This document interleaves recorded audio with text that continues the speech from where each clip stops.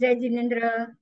आगे के पाठ में अभी हम जाएंगे। आज का आगे का तो वो है चरम अचरम। हमने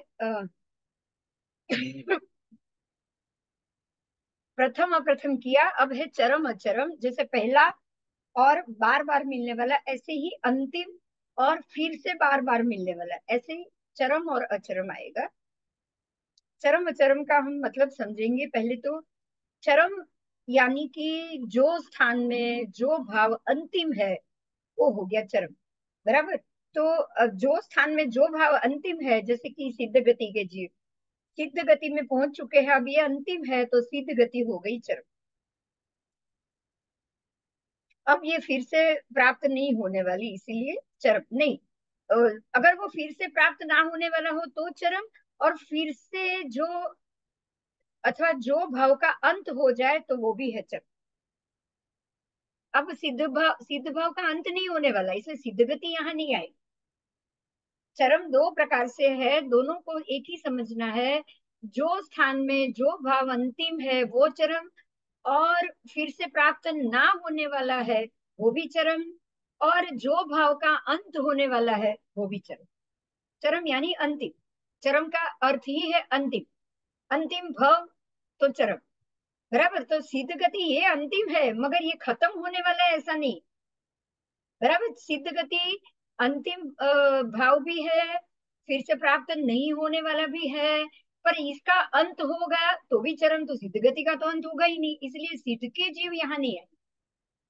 ये मनुष्य के जैसे कि श्रेणिक राजा नरक में गए हैं, अंतिम नारकी है, अब नारकी का भाव फिर से नहीं मिलने वाला, तो वो चरम नारकी कहा जाए। मनुष्य में अब इसके बाद जैसे गौतम स्वामी और सब, अब वो भाव उनका चरम मनुष्य भाव। क्षणिक राजा का चरम नारकी का भाव है अभी, लेकिन इनका भाव है चरम मनुष्य। गौतम स्वामी और बहुत सारे दूसरे केवली भगत जो इसी भाव में मोक्ष गए। ठीक है, तो जो आपका अंतिम है अब ये खत्म हो जाएगा तो वो है चरम। अब सिद्ध में यहाँ अंतिम है वो बात सही है, लेकिन सिद्ध खत्म हो जाएगा ये नहीं। इसलिए सिद्ध के जीव और चरम, ये चीज आपको दोनों याद रखनी है। भाव शुरू होगा, अब ये वापस नहीं मिलने वाला है तो भी चरम। ठीक है, और ये आपका खत्म हो रहा है तो भी चरम, अंतिम भाव है तो चरम। दोनों के हिसाब से ये चरम आएगा। अब सिद्धों का कथन है वो सामान्य जीवों की तरह। जीव क्या है? जैसे कि आत्मा, जीव यानी आत्मा, आत्मद्रव्य, केवल नितांत आत्मद्रव्य। जीव कैसे है? चरम नहीं है, अचरम है। जीव चरम नहीं है, जीव अचरम है। कैसे? क्योंकि जीवत्व कभी भी खत्म नहीं होने वाला, द्रव्य से आत्मा कभी भी खत्म नहीं होगा। या तो वो संसारी आत्मा कषाय आत्मा बनकर रहेगा, या तो वो सिद्धात्मा बनकर। लेकिन आत्मा द्रव्य द्रव्य से कभी खत्म नहीं, तो वो अचरम है। क्योंकि अगर सिद्धात्मा को आपने चरम जान लिया तो वो खत्म हो सकता है। चरम का अर्थ अंतिम। आत्मा का अंतिम स्थान वो जरूर है, लेकिन आत्मा खुद चरम है। सिद्धत्व अचरम। बराबर। सिद्धत्व अचरम, जैसे आत्मा भी अचरम, जीव खुद अचरम। तो सिद्ध तो मात्र जीव हो चुका है, सिद्धत्व मात्र जीव हो चुका है, इसलिए वो अचरम। बराबर। तो जीव की दृष्टि से जीव अचरम है तो सिद्धात्मा अवश्य अचरम है, क्योंकि सिद्धात्मा नितांत आत्मद्रव्य। हाँ, उसके बदले जैसे नरक है तो चरम भी हो सकती है अचरम भी हो सकती है। क्यों? क्योंकि अगर श्रेणिक राजा जैसा जीव जो अभी नारकी में है दूसरे ही भव में मोक्ष जाने वाले हैं, तो अब इनके लिए ये अंतिम भव हो गया, इसलिए वो चरम नरक भव हो गया, उनके लिए ये चरम हो गया। बराबर। और चरम किसके लिए? जो बार बार वापस आने वाले हैं। आज नारकी में है, बाहर निकलेंगे फिर से कभी वापस नरक में जाएंगे, फिर से बाहर निकलेंगे फिर से नरक में जाएंगे, तो वो होगा अच्छा। इसीलिए नारकी से लेकर तिर्यंच योनि, नरक योनि, मनुष्य योनि, वैमानिक देव, सब चरम भी हो सकते हैं अचरम भी हो सकते हैं। ऐसे ही मनुष्य में भी बता दिया कि गौतम स्वामी आदि बहुत सारे केवली भगवान जो इसी भव में मोक्ष गए हैं, तो उनके लिए ये अंतिम मनुष्य भव था चरम। और अब ये मोक्ष में चले गए हैं, सिद्धात्मा बन चुके हैं, तो सिद्ध गति उनके लिए हो गई अचरम। तो सिद्ध गति अचरम ही है, आत्मा जीव अचरम ही है। मात्र मनुष्य से लेकर तिर्यन से लेकर सारे देवलोक वैमानिक तक सारे जीव चरम भी हुए, अचरम। 24 दंड के जीव चरम अचरम दोनों, बराबर। आओ, अब आहारक द्वार, अब ये दूसरा द्वार है आहारक द्वार। आहारक द्वार, उसमें भी चरम अचरम। आहारक जीव कदाचित अचरम, कदाचित चरम।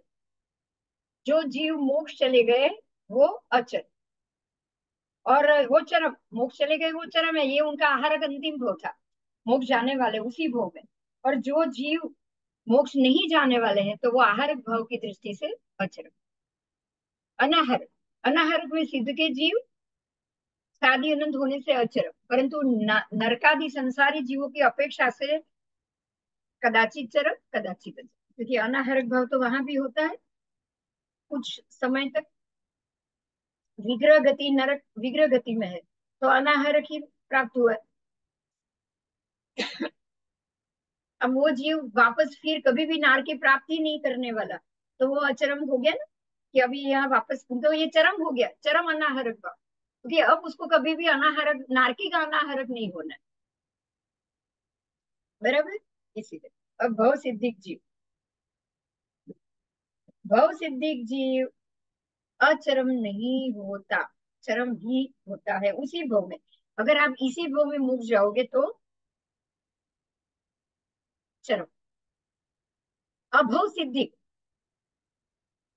वो अचरम, अभव सिद्धि अचरम क्यों? क्योंकि अभव सिद्धि को कभी भी ये संसार से बाहर नहीं निकल, वो अपने अभव सिद्धि की गणना में कभी नहीं आने वाला। तो भव सिद्धि को दोनों आया, चरम भी हो सकता है अचरम भी हो सकता है, लेकिन अभव सिद्धि अवश्य अचरम, अवश्य अचरम। ऐसे ही नो भव सिद्धि नो अभव सिद्धि जीव, वो भी अवश्य अचरम। और सिद्ध गति के जीव वो भी अवश्य अचरम, जीव वो भी अवश्य अचरम। ठीक है, तो जीव अचरम, सिद्ध गति के जीव अचरम, नो अभवी नो भवी वो भी अचरम, ये तीनों अचरम। अब भव सिद्धिक जीव मोक्ष जा सकते हैं तो भवीपणा का अंत होगा, इसलिए वो चरम। पर वो भव में नहीं हो सकता है, बार बार उसको अभिभव लेना है, बाकी तो कदाचित अचरम। अभव सिद्धिक, अभवी का मोक्ष होता ही नहीं, इसलिए वो अचरम, वो कभी भी चरम नहीं। नो अभव सिद्धिक, नो भव सिद्धिक जीव, तो वो सिद्ध हो गए, तो सिद्ध हो गए तो अचरम। और जो वो जीव है जो जाति भव्य है तो वो भी अचर, क्योंकि वो भी अब उनका अंतिम वो तो कभी आना ही नहीं। आओ, संगनी द्वार, संगनी असंगनी दोनों जीव आहार के समान लेना है। नो संगनी नो असंगनी, बराबर। सिद्ध और जीव सिद्ध, और जीव और सिद्ध अचर। नो संगनी नो असंगनी जीव और सिद्ध दोनों, नो संगनी नो असंगनी अवश्य अचर। संगनी चरम जीव जो मोक्ष जा सकते हैं वो संगनी, चरम अचरम वो भी दोनों, वो भी दोनों। अगर मोक्ष चले गए तो संगनी का अंत हो गया, तो वो संगनी चरम हो गया उस अपेक्षा से। और जो नहीं जा रहे हैं वो अपने आप अचर, अचरम। आओ, सिद्ध गति में नो संगनी नो असंगनी सादी अनंत। अब ये यहाँ नो संगनी नो असंगनी ही रहने वाले, उसका अंत नहीं होने वाला। केवली मनुष्य में नो संगनी नो असंगनी चरम है, क्योंकि अभी भी उनका भोग चल रहा है, पर ये अंतिम है इसलिए वो चरम है। सिद्ध के जीव अचरम है, लेकिन केवली भगवान चरम है, इसका अंत होने वाला है। तो उसमें भी चरम भी आ गया, अचरम भी आ गया, बराबर। पर नो संगनी नो असंगनी जाति भव्य के मामले में भी जाएंगे, समुच्चय जीव, समुच्चय जीव, बराबर। तो वो भी अचरम, उनका अंतिम भोग कभी बाहर ही आनी ही नहीं की अंतिम भोग। सलेशी से लेकर शुक्ल लेशी, छह छह के छह लेशिया वाले, जिसको जो लेशिया है वो भी चरम अचरम दोनों। अगर अंतिम भव है तो अचरम, बाकी चरम। तो सलेशी में अनादिकाल से जीव तो सलेशी है ही, पर जब वो मोक्ष जाएंगे तब उसका अंत हो जाएगा, इसलिए वो चरम। जो मोक्ष नहीं जाते हैं वो अचरम। और अलेशी में, ये सलेशी की बात है। अब अलेशी की बात में सिद्ध भगवंत आएंगे तो वो अचरम, क्योंकि उसका कभी अंत नहीं होने वाला। परंतु मनुष्य में तो अलेशीपणु चरम है, अंतिम 13वें गुंठाने में रहे हुए। अब छठा द्वार है सम्यक दृष्टि द्वार। तो सम्यक दृष्टि में भी चरम अचरम, मिथ्या दृष्टि में चरम अचरम, और मिश्र दृष्टि में भी चरम अचरम दोनों। तो सिद्ध सम्यक दर्शन अचरम, सिद्ध भगवान का सम्यक दर्शन, सम्यक दृष्टि की बात चल रही है, वो अचरम, क्योंकि वो सम्यक दर्शन से कभी भी गिरने वाले नहीं। सम्यक दृष्टि नारकी नरक ढोह में सम्यक दर्शन को पुनः प्राप्त नहीं करेगा। उस अपेक्षा से, सम्यक दर्शन की अपेक्षा से चरम, और अगर उससे भिन्न हो तो वो अचरम, मतलब नरक में भी चरम अचरम। सम्यक दर्शन मिथ्या दृष्टि, मिथ्यात्व का नाश करके सम्यक दर्शन को जो प्राप्त कर सकता है वो हो गया चरम, क्योंकि ये खत्म हो सकता है। पर जब जो भो में खत्म हुआ वहां चरम, बाकी तो अचरम ही रहेगा। बराबर। और जो जीव कदापि मिथ्यात्व का नाश करके सम्यक दर्शन प्राप्त करने वाला ही नहीं, ऐसे जीवों का मिथ्यात्व अचरम, वो उनको चरम अचरम दोनों नहीं आएगा। मिश्र दृष्टि में भी मिथ्यात्व सहित, जो भी मिथ्यात्व सहित है वो चरम, और जो उससे उल्टे हैं वो अचरम। अब मिश्र दृष्टि में, जो जीव मिश्र दृष्टि का त्याग करके सम्यक दर्शन को प्राप्त करके मोक्ष में जाने वाले हैं वो चरम, उस गौ, क्योंकि अब उनको वापस मिश्र दृष्टि प्राप्त नहीं होगी, परंतु बार बार आएगी जाएगी तो वो अचरम। मिश्र मिश्र दृष्टि पंचेंद्रिय में ही होती है, बाकी नहीं। ठीक है, एक इंद्रिय को छोड़कर शेष 19 दंडक में सम्यक दृष्टि होते हैं, क्योंकि आगम अनुसार एक इंद्रिय में सास्वादन संकेति नहीं होती। बराबर, एक इंद्रिय में सास्वादन तो होगा ही नहीं, सास्वादन संकेति एक इंद्रिय में नहीं जाए।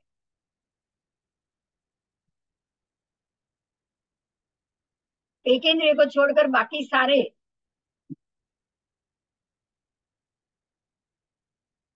19 दंडक, देखिए दंडक 24 है, तो 24 में से 5 एक इंद्रिय छोड़ दो, पांचों एक इंद्रिय में सम्यक दृष्टि नहीं होती, नहीं होते। बाकी एक इंद्रिय के अलावा बाकी सभी में सम्यक दृष्टि जीव होती।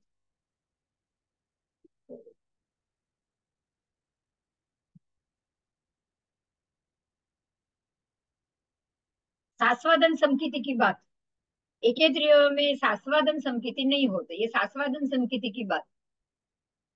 बराबर। इसीलिए सम्यक दृष्टि जीव भी अगर होंगे तो बेंद्र तेंद्रिय चौरेंद्रिय में भी नहीं मिलेंगे, सम्यक दर्शन उसमें होता नहीं है। सास्वादन जरूर मिलेंगे, सास्वादन मिश्र दृष्टि है, वो मिथ्यात्व भी है संकित भी है। मात्र संकित जीव आपको पंचेंद्रिय में ही मिलेंगे। संयत द्वार, संयत असंयत, संयत जीव मोक्ष प्राप्ति को करने वाले होने से पुनः संयम प्राप्त नहीं हो रहा है, इसीलिए वो चरम। और जो जीव एक बार संयम भाव से पतित हो जाए और पुनः संयम प्राप्त करने वाले हो तो वो हो गए पश्चात। बराबर। समुच्चय, क्योंकि बहुत बहुत सारे जीव सम्यक दर्शन गिरते हैं वापस आता है, गिरता है वापस आता है। 9,000 बार जगन्य से 9,000 बार सम्यक दर्शन आ जा कर सकते। समुच्चय जीव में एक मनुष्य को संयम, एक समुच्चय जीवों में मात्र एक मनुष्य को ही संयम प्राप्त होता है, अन्य किसी को नहीं। मात्र मनुष्य ही संयम प्राप्त कर सकता है, बराबर, बाकी किसी को नहीं।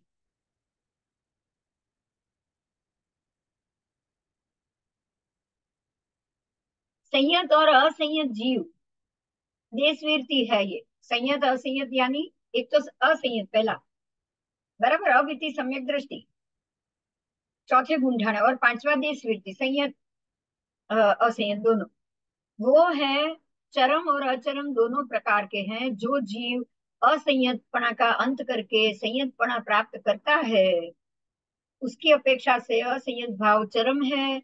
और जो जीव असंयतपणा का कदापि अंत नहीं करेगा, उसकी अपेक्षा से ये अचरम, ये मिथ्यात्वी हो गए, जो असंयतपणा को कभी भी त्याग नहीं, अंत नहीं कर पाए। तो मिथ्यात्वी के लिए ये अचरम है ना, अंतिम अंत कभी नहीं आने वाला है। इसी तरह देश वीरतीपणा, श्रावकपणा, वो भी चरम अचरम दोनों होता है। और देश वीरतीपणा मनुष्य जीव, परंतु जीव में, तिर्यंच पंचेंद्रिय में और मनुष्य में, तीनों में होता है। देखिए जीव में भी होता है, कोई भी सामान्य जीव में देश वीरतीपणा होता है, थोड़ी सी वृत्ति हो सकती है, मतलब सर्व जीव में हो सकती है। तिर्यंच पंचेंद्रिय में भी हो सकती है और मनुष्य में भी हो सकती है। बराबर।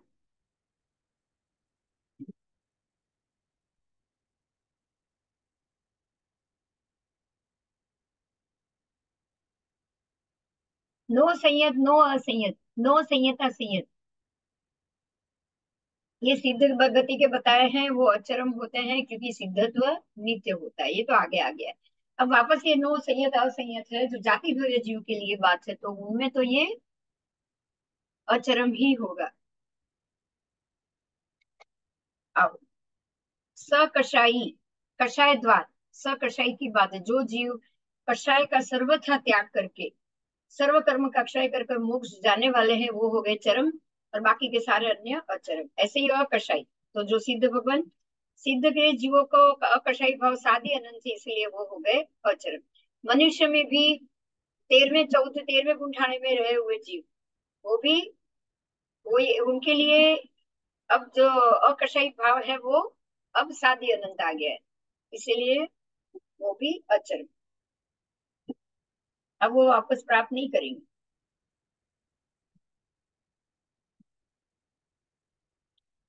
बराबर। तो मनुष्य में कोई ऐसे भी है जो आकर्षण भाव को वापस प्राप्त करके फिर से नीचे गिरेंगे, तो वो हो गए चरण। आओ, ज्ञान, ज्ञान द्वारा, ज्ञानी का कथन यहाँ किया है, सम्यक दृष्टि की तरह ही किया है। अभिनिबोधि ज्ञान से मन प्रयोग ज्ञानी, अभिनिबोधि ज्ञान से मन प्रयोग ज्ञानी देखना है। और केवल ज्ञानी का कथन नो संज्ञ नो असंज्ञ के समान है। कैसे? तो ज्ञानी का चरम और अचरम, सिद्धों का ज्ञान चरम है, क्योंकि वो केवल ज्ञानी है, इसलिए उनका ज्ञान सादी अनंत। अब ये चरम है, हमेशा रहने वाला है, अंतिम है। अचरम, चरम होता तो चला जाता, वो चला जाने वाला नहीं, बाकी सारे जीवों को चला जाने वाला है। से सर्व जीवों जो ज्ञान सहित नरकादि प्राप्ति पुनः, अब जिनको ये पुनः असंभव है, वो चरम, क्योंकि अभी इनको ये अंतिम आया हुआ है, इसलिए चरम, बाकी सबको चरम।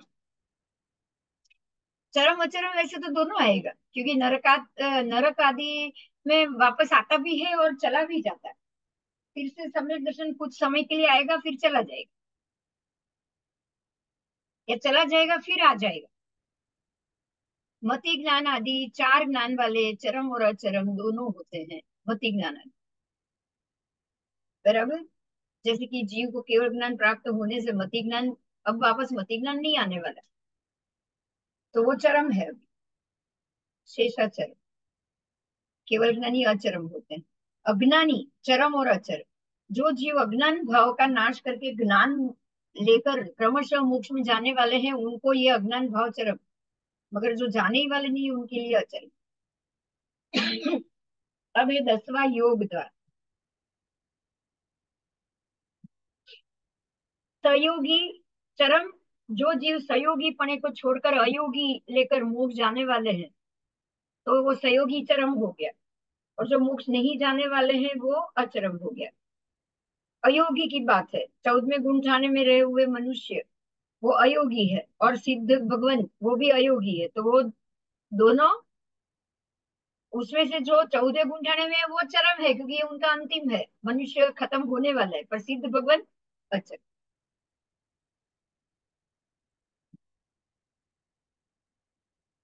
उपयोग द्वार, साकार उपयोग अनाकार उपयोग जीव अनाहरक के समान।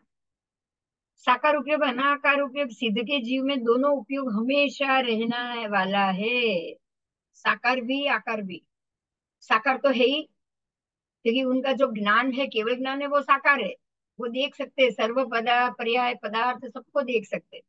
और अनाकार इसीलिए है कि वो उनका जो भी है वो आकार युक्त, उनका शरीर ही आकार युक्त नहीं है ना, वो अनाकार।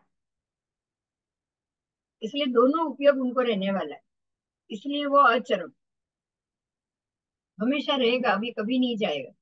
पर नरक आदि की अपेक्षा से कदाचित चरम कदाचित अचरम। वेद द्वार क्षणिक राजा को अचरम, चरम। बाकी सब ऐसे वापस जाने वाले हैं, उनके लिए अचरम। जो जीव सवेदीपना छोड़कर अवेदी पाम कर मुक जाते हैं, उस अपेक्षा से सवेदी चरम और उससे भिन्न जीवों को अचर। तीनों वेद में इस रीते लेना। अवेदी की बात को, जो तीनों में से किसी वेदी नहीं है, सिद्ध के जीव अवेदी साधी अनंत, इसलिए अचर। और मनुष्य में जो मोक्ष जाने वाले वो भी अवेदी बन चुके हैं।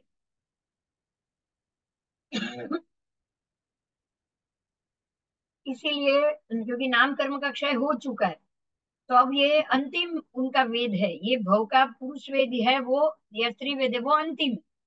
इसलिए वो अवेदी बन चुके हैं, अब वापस नहीं प्राप्त करेंगे, इसलिए वो उस अपेक्षा से ये चरम है, ये अंतिम।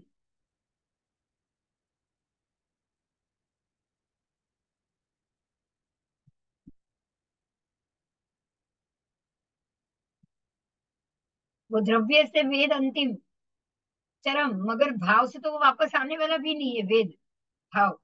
इसीलिए अचरम, तो वो दोनों हो गए। सशरीरी चरम शरीरी जीवों का सशरीर चरम, अंतिम वह है उनका चरम। और जो अचरम है, बार बार आएंगे, उनका शरीर भाव अचरम। अशरीरी सिद्ध के जीवों के लिए भी ये साधी अनंत भाव होने से अचरम। अब आगे पर्याप्त द्वार, पर्याप्ति द्वार। पांच पर्याप्तियों से पर्याप्त और पांच अपर्याप्तियों से अपर्याप्त। पर्याप्तियों से पर्याप्त पांचों, और पांचों अपर्याप्ति के कारण वो अपर्याप्त।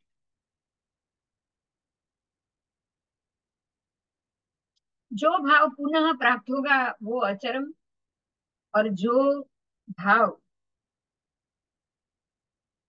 अब नहीं होने वाला है वो चरम, और जो हमेशा वही रहने वाला है वो भी अचरम। आओ, मोक्षगामी जीवों की अपेक्षा से पर्याप्ति अपर्याप्त भाव चरम, और उसके भिन्न के लिए अचरम। चलो, तो इस प्रकार से चरम अचरम भी 14 द्वार में लिया है। वो आपको डिटेल से ये समझ में आ गया होगा। अब इसके जो पर्याप्ति जो है शॉर्ट में, जिसे पहले बताया था, प्रथम प्रथम इस प्रकार से चरम अचरम में फिर से बोल रही हूँ, पूरा लिस्ट आपको मिल जाएगा। जैसे कि जीव द्वार में समुच्चय जीव अचरम, 24 दंडक के जीव कदाचित चरम कदाचित अचरम, और सिद्ध के जीव अचरम। दूसरा द्वार है आहारक, आहारक 24 दंडक के जीव कदाचित चरम कदाचित अचरम। अनाहारक जीव 24 दंडक के, वो भी कदाचित चरम अचरम, और सिद्ध के जीव अचरम। फिर भवी द्वार में, तीसरा भवी द्वार भव सिद्धिक 24 दंडक के जीव चरम, अभव सिद्धिक 24 दंडक अचरम, नौ भव सिद्धि नौ अभव सिद्धि सिद्ध के जीव अचरम। फिर चौथा संगनी द्वार, संगनी असंगनी 24 दंडक कदाचित चरम कदाचित अचरम, नो संगनी मनुष्य चरम, नो संगनी नो असंगनी सिद्ध के जीव अचरम। लेश्या सलेशी 6 लेशिया वाले 24 दंडक के जीव कदाचित चरम कदाचित अचरम। फिर अलेशी जीव सिद्ध के, वो है अचरम। हाँ, आड़ा करते और वो बारी भी बंद करते, बारी भी ऊपर चढ़, मैं नहीं चढ़ पाऊंगी। अलेशी सिद्ध के जीव अचरम, अलेशी मनुष्य के जीव चरम। फिर छठा दृष्टि द्वार, उसमें सम्यक दृष्टि जीव जो 19 दंडक के हैं, पहले एक इंद्रिय के अलावा, पांचों एक इंद्रिय के अलावा बाकी सारे जीव कदाचित चरम कदाचित। फिर सम्यक दृष्टि सिद्ध के जीव अचरम। फिर मिथ्या दृष्टि 24 दंडक के जीव कदाचिच्चरम कदाचित अचरम। और मिश्र दृष्टि 16 दंडक के जीव, कदाचिच्चरम कदाचित अचरम। संयत जीव मनुष्य के, कदाचित चरम कदाचित अचरम। असंयत जीव 24 दंडक के, कदाचित चरम कदाचित अचरम। संयता संयत जीव तिर्यंश पंचेंद्रिय मनुष्य के, कदाचित चरम कदाचित अचरम। और नो संयत नो असंयत सिद्ध के जीव चरम अचरम। सिद्ध के जीव मात्र अचरम। कषाय सकषाय 24 दंडक के सभी जीव, कदाचित चरम कदाचित अचरम। चार कषाय 24 दंडक के, वो भी कदाचित चरम कदाचित अचरम। अकषाई जीव मनुष्य, कदाचित चरम कदाचित अचरम। और अकषाई सिद्ध अचरम। नौवा द्वार ज्ञान का प्रथम 4 ज्ञान 19 दंडक में पहले 4 ज्ञान है। 19 दंडक की बात की है। पहला 4 मति ज्ञान, श्रुत ज्ञान, मन अवधि ज्ञान और मन प्रयोग ज्ञान, वो एक इंद्रिय के अलावा सबको होता है, अंदर पड़ा हुआ भी होता है। कदाचित चरम कदाचित अचरम, अंदर पड़ा हुआ ही होगा ना, सीधी बात। केवल ज्ञान मनुष्य को चरम, केवल ज्ञान जीव को और सिद्ध को अचरम।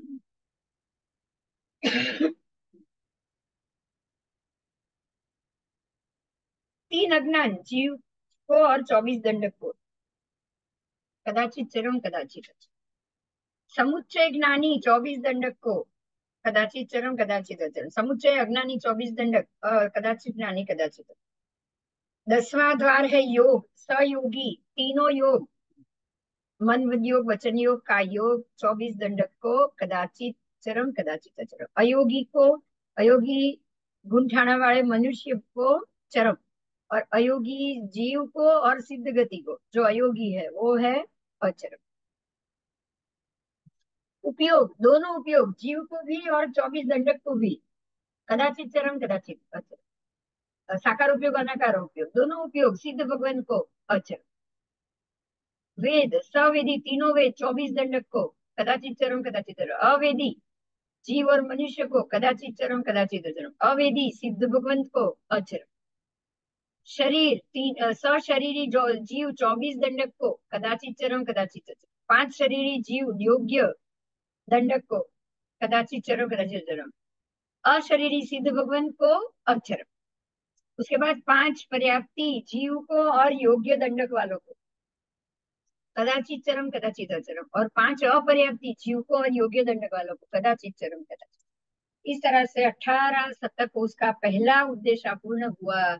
चरम अचरम, प्रथम अप्रथम बहुत इंपॉर्टेंट था। 24 दंडक के सभी जीवों को बहुत ही विस्तृत डिटेल से सब समझाया है, और ये हमको बार बार सुनना पड़ेगा इसको, अगर हमें ठीक से समझना होगा तो। बराबर। अब 18वां शतक है, दूसरा उद्देश्य है, नाम है विशाखा। विशाखा नगरी है, इसीलिए उसका नाम भी विशाखा है। विशाखा नगरी में भगवान का समोसरण रचा गया है, और उस समय में यहाँ पर बहुपुत्रिक नाम का एक उद्यान है, और उसमें परमात्मा के समोसरण हुई। वहां प्रभु पधारे, परिषदा इकट्ठी हुई, और वहां समोसरण के समय, उस काल में, उस समय में शक्र यानी कि इंद्र, देवराज, देवेंद्र, शक्रेंद्र आए, वज्रपाणी, पुरंदर आदि आदि उनके विशेषण है, वो आए, दिव्य यान में बैठकर आए। और यहाँ अभियोगी देव भी उनके साथ थे। इंद्र ने 32 प्रकार की नाट्य विधि बताई। इंद्र ने 32 प्रकार की नाट्य विधि, जो भी 32 नाट्य विधि थी वो उनके अभियोगिक देव ही बताएंगे, इंद्र को खुद कुछ नहीं करेंगे। तो और सब आए, 32 प्रकार की नाट्य विधि वो तो वो सब बताए उन्होंने समोसरण में, और फिर जिस दिशा में आए थे वो दिशा में वो वापस गए। तो ये हुआ, इतना कुछ हुआ। वैमानिक देवों के विमान 2 प्रकार के होते हैं। एक विमान में वो अपने परिवार सहित आवास रूप रहते हैं, और दूसरे प्रकार के विमान उनके मुसाफरी के होते हैं, उनको यान विमान कहा जाता है उनको। तो यहाँ पर वो यान विमान लेकर आते हैं, आवास का विमान तो लेकर आएंगे नहीं। बराबर। तो प्रभु, ये इंद्र आकर गए हैं। प्रभु को गौतम स्वामी ने एक प्रश्न पूछा कि हे प्रभु, ऐसा क्या कारण है कि शक्रेंद्र को ये दिव्य रुद्धि सम्मुख हुई है। तो शक्रेंद्र आकर गए, गौतम स्वामी ने प्रश्न पूछा कि ऐसा क्या कर्म था, क्या पुण्य बल था कि शक्रेंद्र को ये ऐसी दिव्य रुद्धि प्राप्त हुई। तब प्रभु कह रहे हैं कि अ, उस काल, ये जो जम्बू द्वीप के भरत क्षेत्र में हस्तिनापुर नाम के नगर में उस काल और उस समय में सहस्त्र आम्रवन ऐसा उद्यान था। उसमें कार्तिक नाम के सेठ रहते थे। कार्तिक सेठ की ये बात। और वो धनिक थे, अपराभूत थे, वणिकों में उनको अग्रस्थान मिला था। और वो अनेक कार्य और कारणों में पूछने योग्य चक्षुरूप थे, वो बहुत ही माहिर थे। ऐसे कार्तिक सेठ 1008 व्यापारी और के ऊपर अधिपत्य भोग रहे थे और अपने पूरे कुटुंब के ऊपर अधिपत्य भोग रहे थे। और साथ में वो जीव अजीव आदि तत्वों के ज्ञाता भी थे। और वो श्रमण उपासक, धार्मिक थे, श्रमण उपासक थे, जीव अजीव सबका वो जानने वाले थे। उस समय मुनि सूरज स्वामी के पास वो जाकर धर्म कथा श्रवण करते थे। ये मुनि सूरज स्वामी के समय की बात, बराबर। तो वहां एक बार ऐसा हुआ कि वो नगर में मुनि सूरज स्वामी तीर्थंकर पधारे और प्रभु आए तो कार्तिक सेठ उनके भगवान के पदार्पण को सुनकर अत्यंत प्रसन्न हुए। और वो सुदर्शन सेठ के समान वंदन करने के लिए निकले। और आगे आ गया है वह विवरण वही। तो वो वंदन करने के लिए आए, प्रभु के पास आए, वंदन नमस्कार किया। और मुनि सूरज स्वामी भगवान ने उनको महान परिषदा, अपनी महान परिषदा जो बैठी थी वहां, कार्तिक सेठ को एक धर्म कथा कही। परिषद वापस पूरी हो गई। और अब कार्तिक सेठ ने भगवान से जो भी सुना उसका अवधारण किया। धार्मिक थे, धर्म सुना, बहुत ही प्रसन्न हुए, संतुष्ट हुए। और उन्होंने कहा कि प्रभु को हाथ जोड़कर कहा कि हे प्रभु, आपका प्रवचन यथार्थ है। मैं मेरे 1008 मित्रों को पूछूंगा जो मेरे व्यापारी हैं, और मेरे ज्येष्ठ पुत्र को कुटुंब का भार सौंपूंगा, और मैं आपके पास प्रवज्जित होना चाहता हूँ। तो आप मुझे आज्ञा दीजिए। तब प्रभु ने कहा कि हे देवानुप्रिय, आपको जो सुख लगे वो करो, और वो धर्म साधना में विलंब ना करो। प्रभु हमेशा यही बात बताते हैं कि जो आप, जिसमें आपको सुख लगे वो करो, पर विलंब ना करो। धर्म साधना करनी हो तो बिल्कुल विलंब ना करो। अगर आपको उसी में सुख मिल रहा है तो वो कार्य आप तुरंत करो, विलंब ना करो। धर्म साधना में कभी भी विलंब नहीं करनी चाहिए। कार्तिक सेठ ने उस धर्म परिषद से बाहर निकलकर अपने घर गए। घर आकर उन्हें 1008 व्यापारी मित्रों को उन्होंने बुलाया और इस प्रकार से कहा कि मैंने अरियन प्रभु से, मुनीश्वर स्वामी से धर्म सुना है। मुझे वो बहुत ही विशेष इष्ट और विशिष्ट इष्ट लगा है, मुझे प्रिय लगा है। और मैं संसार के इस ये धर्म सुनने के बाद मैं इस संसार के भय से उद्विग्न हुआ हूँ, और मैं उनके पास जाकर प्रज्ञा अंगीकार करना चाहता हूँ। आप क्या प्रवृत्ति करना इच्छते हैं? मैं तो जा रहा हूँ, मैं ये करूंगा। आपको क्या प्रवृत्ति करनी है? आपको क्या इष्ट है? आप में क्या क्या सामर्थ्य है? क्या आप भी मेरे साथ ये प्रवृत्ति करना चाहोगे? देखिए, मित्र मंडल है, इसीलिए मित्र को साथ में लेकर जाना, हर एक मित्र साथ में कार्य करते हैं, वो समझने की बात। तो उन्होंने मित्रों को पूछा, 1008 मित्र हैं उनके, पूछा कि क्या आप भी मेरे साथ ये कार्य करना चाहते हो? कार्तिक सेठ ने कहा, हे देवानुप्रिय, जो आप संसार का त्याग कर कर प्रवज्ञा ग्रहण करोगे तो। अब मित्रों कह रहे हैं कि हे देवानुप्रिय, अगर आप संसार का त्याग करोगे, आप प्रवज्ञा ग्रहण करोगे, तो हमारे लिए यहाँ कोई दूसरा आलम्बन अब कौन रहेगा? आप चले जाओगे, हमारे लिए और कोई आलम्बन रहेगा ही नहीं। फिर कौन आधार बनेगा? बराबर। और हमको रोकने वाला भी कौन होगा? अगर हम आपके साथ आना चाहते हैं तो हमको रोकने वाला भी कोई नहीं है, क्योंकि आप ही हमारे आधार हो। हम भी संसार के भय से उद्विग्न हो ही गए हैं, और हमें भी ये जन्म मरण से भय लग रहा है। हम भी ये सोच रहे हैं कि बार बार जन्म, दूसरा जन्म होगा, पता नहीं क्या होगा, हम लोग क्या बनेंगे। हमको भी ये शंका है, हम भी इससे भयभीत हुए। और इस कारण से हम अपने आप को आपके साथ आकर आगारवास का त्याग करके अरियन मुनि सूरज स्वामी के पास मुंडित होकर प्रवज्ञा ग्रहण करना चाहते हैं। हेलो। हेलो। हाँ बोलो। પછી करो, થોડીક વાર રહીને करो। हाँ। तो मित्रों ने तो ये बता दिया कि भाई हम कुछ समय के बाद हम भी ये संसार के भय से उद्विग्न हुए हैं, तो हम भी आपके साथ आना चाहते हैं। हमारे लिए कोई आलम्बन दूसरा नहीं, आप ही आलम्बन हो, और ना ही हमको कोई रोकने वाला है, तो हम आपके साथ जरूर आएंगे। इस प्रकार से मित्रों ने कह दिया। कार्तिक सेठ ने भी उन मित्रों को बोला कि हे देवानुप्रिय, अगर आप सब भी संसार के भय से उद्विग्न हुए हो, तो मेरे साथ अरियंत प्रभु श्री मुनि सूरज स्वामी के पास जाकर प्रवज्ञा ग्रहण करने की इच्छा अगर आप सबकी भी हुई है, तो आप सब अपने अपने घर जाओ। घर जाकर विपुल प्रमाण में भोजन पानी सब तैयार कराओ, और मित्र ज्ञातिजन सबको आमंत्रण दो, सबको बुलाओ, सबको भोजन कराओ। अपने अपने ज्येष्ठ पुत्रों को अपने अपने कुटुंब में स्थापित कर दो, आपकी जगह उनको वहां पर स्थापित कर दो, और पूरे कुटुंब का और व्यापार का भार उनको सौंप दो। और अपने मित्रादि और ज्येष्ठ पुत्रों को पूछ कर आप ये सब तैयार कर लो। और 8 8 पुरुषों, 1,000 और 8 पुरुषों द्वारा वहन करने योग्य शिविका में बैठो, और बैठकर मित्रादि द्वारा ज्येष्ठ पुत्र द्वारा अनुसरण कराते हुए सर्व रुद्धि पूर्वक वाद्यों के घोष पूर्वक विलंब रहित आप सब मेरे पास आओ। इस प्रकार से कार्तिक सेठ ने सबको कहा।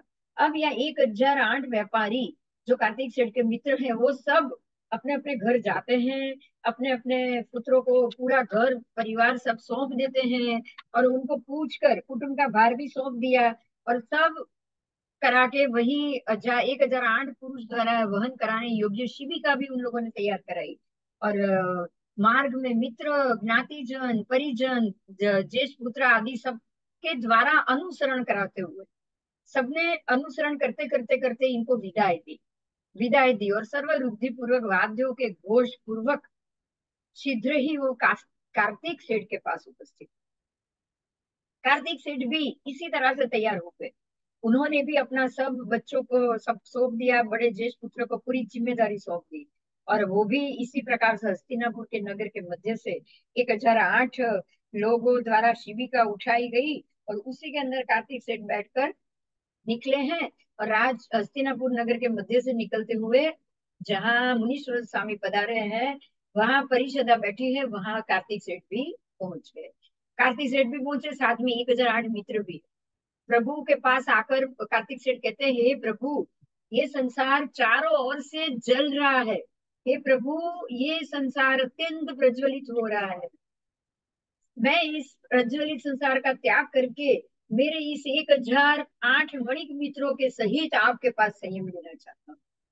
तो हे प्रभु, आप मुझे धर्म श्रवण करने करने की आज्ञा दो। आपके पास दीक्षा ग्रहण करने की आज्ञा दो, आप मुझे प्रवज्ञा दो। इस प्रकार से कार्तिक सेठ ने 1,008 वणिक मित्रों के साथ प्रभु के पास दीक्षा ली। प्रभु ने श्री मुनीश्वर स्वामी ने भी 1,008 वणिक और कार्तिक सेठ को प्रव्रजित किया, धर्म भी सुनाया फिर, और कहा कि किस तरह से देवानुप्रिय, अब आपको किस तरह से बैठना है, उठना है, जीवों की कैसे रक्षा करनी है, इस प्रकार से कैसे संयम का पालन करना है, ये सब धर्म प्रभु ने सुना।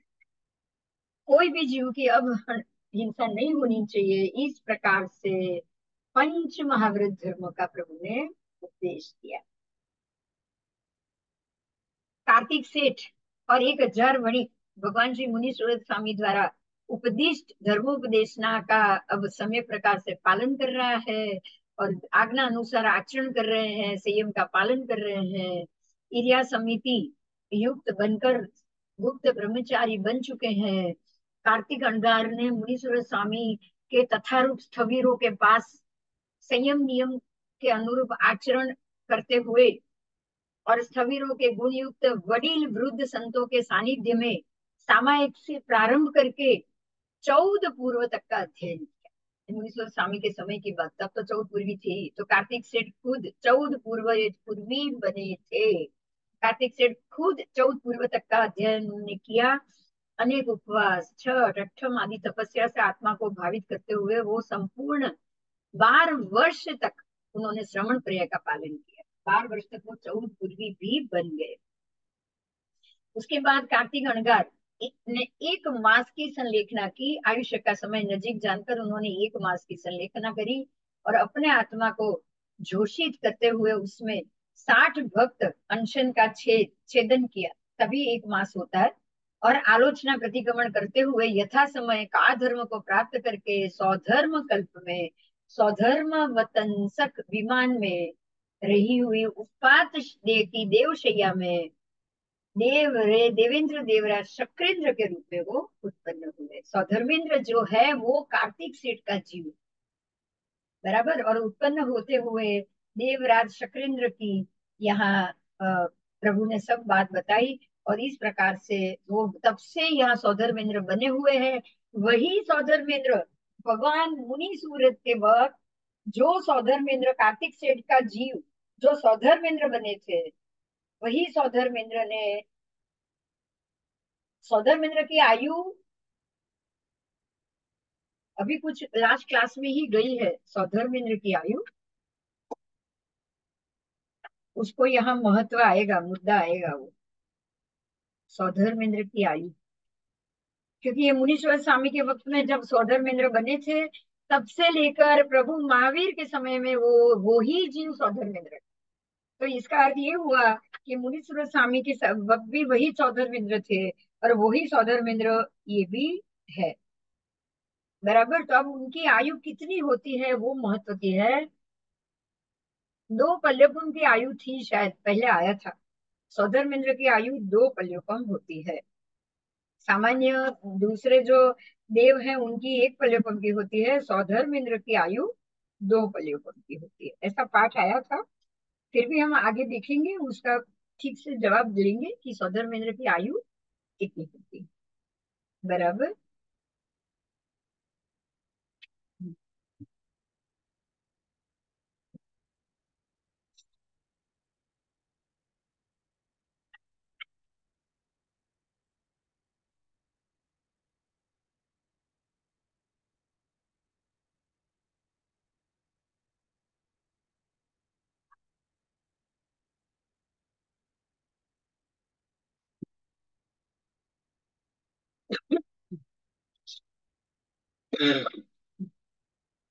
ईशान इंद्र की बात आई थी, हाँ, यहाँ ही मिलेगा। 2 सागरोपम से अधिक, ये ईशान इंद्र की बात है।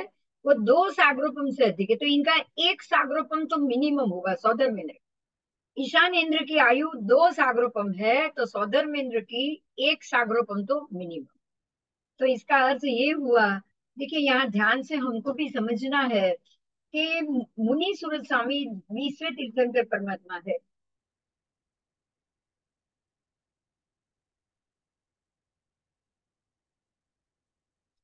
बराबर, 20वें प्रभु है। तो और विमलनाथ भगवान के वक्त जो सेठ थे, वो यहाँ से मर के 10 सागरोपम की आयु वाले भ्रांतक देवलोक में उत्पन्न हुए। तो तब हमने ये जाना था कि जब अपने जो 12 तीर्थंकर, बाकी के 12 तीर्थंकर, पीछे के जो 12 तीर्थंकर है, वहां जन्मा हुआ जीव 10 सागरोपम की आयु बांधकर प्रभु महावीर के पास दीक्षा लेता है। तो वो उतने काल को 10 सागरोपम माना है। और ये सौधर्मेंद्र बने हैं तो मुनि सूरत स्वामी से लेकर प्रभु महावीर तक 1 सागरोपम, 1 सागरोपम हो सकता है, 2 सागरोपम हो, तो ये ढूंढना पड़ेगा। जैसे सौधर्मेंद्र 2 सागरोपम है, तो मेरे ख्याल से सौधर्मेंद्र, ईशानेंद्र 2 सागरोपम है, तो सौधर्मेंद्र भी 2 सागरोपम होंगे, क्योंकि पहला दूसरा देवलोक का समकालीन और समकक्ष का है, कुछ ही वर्ष आगे पीछे होगा। तो हमें ये मानना चाहिए जैसे कि 12 तीर्थंकर अंतिम 10 सागरोपम के अंतर में हुए, तो लास्ट 4 तीर्थंकर प्रभु, क्योंकि ये मुनीश्वर स्वामी के बाद महावीर स्वामी के समय में तो सौधर्मेंद्र का जीव आ गया है। तो ये अंतिम 4 तीर्थंकर 2 सागरोपम के अंदर होने चाहिए, बराबर। तो अंतिम 4 तीर्थंकर प्रभु के बीच का आंतरा 4 सागरोपम होगा, और अंतिम 12 तीर्थंकर प्रभु के बीच का आंतरा 10 सागर पंख हो गए। आज हमको ये इससे ये जवाब अवश्य मिला और ये बहुत अच्छा मिला, बहुत अच्छा मिला।